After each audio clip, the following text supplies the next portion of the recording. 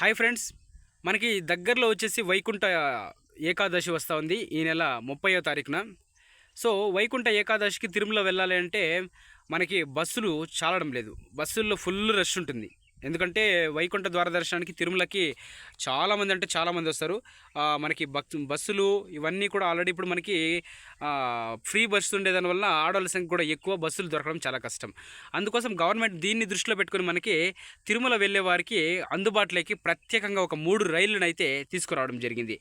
దానికి సంబంధించినటువంటి డీటెయిల్స్ కనుక మనం చూసినట్లయితే, తిరుమల శ్రీవారి భక్తులకు దక్షిణ మధ్య రైల్వే అంటే సౌత్ ఈస్టర్న్ జోన్ రైల్వే వచ్చేసి ఒక ప్రముఖమైనటువంటి శుభవార్త చెప్పిందని మనం అనుకోవచ్చు. అదేమంటే తిరుమల వెళ్ళే ప్రయాణికుల కోసము ఒక 3 ప్రత్యేక ట్రైన్లను అయితే నిర్ణయించింది.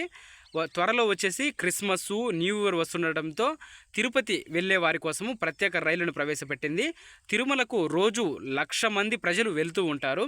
హైదరాబాద్ నుంచి ఇక వేల మంది తరచూ తిరుపతికి వెళ్తూ ఉంటారు. దీంతో తిరుపతి వెళ్ళే ట్రైన్లలో ప్రయాణికుల యొక్క రద్దీ ఎక్కువగా ఉంది. ఈ కారణంతో అటువైపు ప్రత్యేక సర్వీసులను ఎప్పటికప్పుడు తీసుకురావాలి అని చెప్పేసి రైల్వే జోన్ గవర్నమెంట్ అయితే నిర్ణయించడం జరిగింది. సో మనకి వైకుంఠ ఏకాదశి వస్తూ ఉంది, న్యూ ఇయర్ వస్తూ ఉంది, అదేవిధంగా క్రిస్మస్ వస్తూ ఉంది. ఈ 3 పండుగల్ని పురస్కరించుకొని హైదరాబాద్ నుంచి కావచ్చు, లేదా ముంబై నుంచి కావచ్చు, లేదా బెంగళూరు నుంచి కావచ్చు, ఎక్కడెక్కడ నుంచో తిరుపతికి చాలామంది ప్రజలు వస్తూ ఉంటారు, పోతూ ఉంటారు.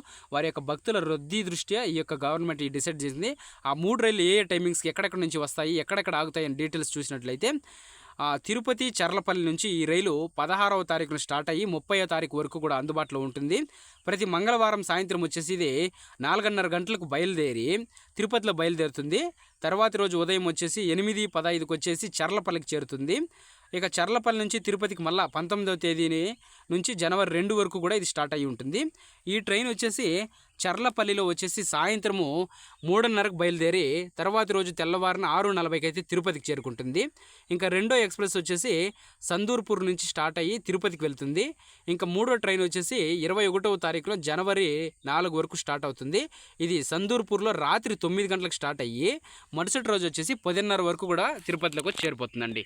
ఈ విధంగా 3 ట్రైన్లను అయితే భక్తుల యొక్క రద్దీ దృష్ట్యా అయితే తిరుమల తిరుపతి దేవస్థానములకి అనుకూలంగా Tirupati south eastern railway zone వాళ్ళు అయితే ఒక 3 ట్రైన్లను అయితే ప్రవేశపెట్టారు.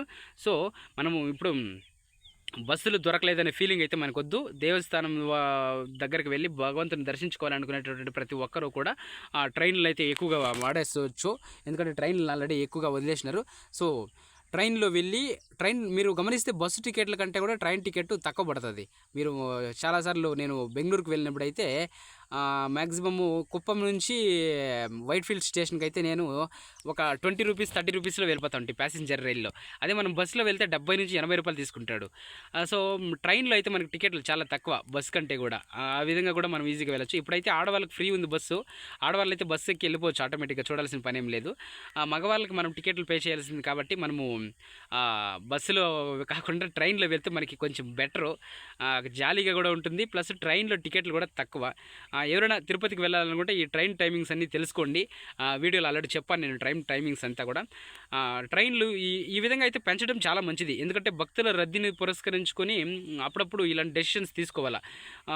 భక్తులకి కాకుండా స్థానికులు కూడా ఎక్కడెక్కడ నుంచో ఊర్లకు వస్తూ ఉంటారు. సంక్రాంతికి వస్తారు, ఇంకా దగ్గరలో న్యూ ఇయర్కి వస్తారు, క్రిస్మస్ సెలబ్రేషన్కి వస్తారు. వాళ్ళందరూ కూడా మంచిగా టైంకి ఇండ్లకు వేళలకు చేరిపోవాలంటే కొంచెం బస్సులుగా సౌకర్యం ఉండాలి. అంటే రద్దీ ఎక్కువ ఉండే ప్రాంతాలు కాబట్టి. సో ఇన్ఫర్మేషన్ నచ్చింటే వీడియోకి లైక్ చేసి ఛానల్ సబ్స్క్రైబ్ చేసుకుని ప్రతిరోజు నేను పెట్టేటటువంటి వీడియోస్ని మీరు నోటిఫికేషన్స్ రూపంలో పొందాలనుకుంటే బెల్ ఐకాన్ అయితే ఆన్లో పెట్టుకుంటారని ఆశిస్తున్నానండి. నన్ను అభిమానించినందుకు ధన్యవాదములు.